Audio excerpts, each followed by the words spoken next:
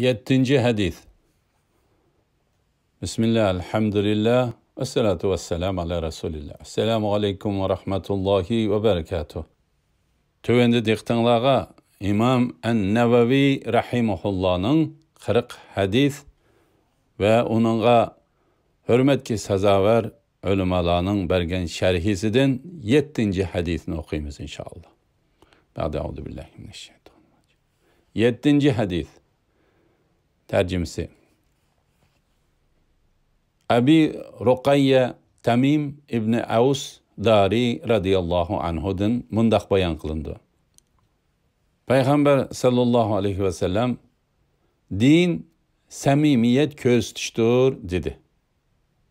Biz kimge ey Allah'ın Resulü deb sorduk. Resulullah sallallahu aleyhi ve sellem Allah'a, Allah'ın kitabıga, Allah'ın Resulüga, Müslümanların imamlarına ve Müslümanlığa samimiyet gösteriştir dedi. Müslim 55. Bukhari muallak rivayet kılgan. Şeyh Abdurrahman İbn Nasir el-Barrak'nın bu hadis kılgan şerhilerden bazıları tövendikçe. Allah'a samimiyet gösteriş, Allah'a iman etiş, Allah'ın rububiyette, uluhiyette, isim ve sıfatlarda bir ve yekki yegane deb etiqat qilishni, ibadetni Allah'a halis qilishni ko'rsatdi. Allah'ın kitabı Kur'an'a samimiyet ko'rsatish, Kur'an'a iman etish, Kur'an'ni hürmetleş ve Kur'an'da belgilengen çek çigiralarga riayet kılışını gösterdi. Allah'ın Resulü sallallahu aleyhi ve sellem'ge samimiyet gösteriş, Resulullah sallallahu aleyhi ve sellem'ge iman etiş, onu yaxşı görüş ve sünnetige ergiştir. Müslümanların hükümdarları ve İslam'ın ölümalarına samimiyet gösteriş, Müslüman hükümranlığa yaxşı itaat kılış, emrige boysunuş ve itaat kılıştır.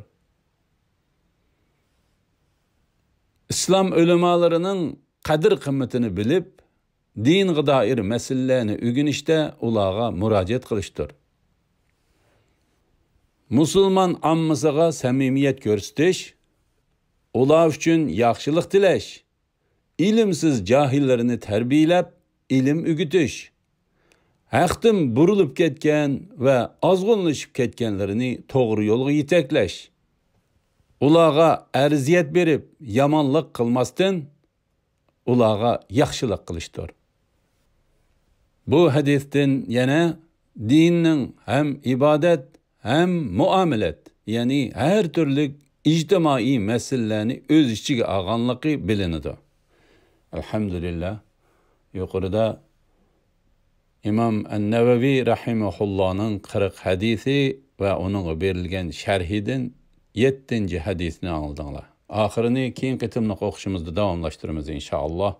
Ve sallallahu ala Muhammed ve ala alihi ve sahbihi ecmaîn. Esselamu aleyküm ve rahmetullahi ve berekatuhu.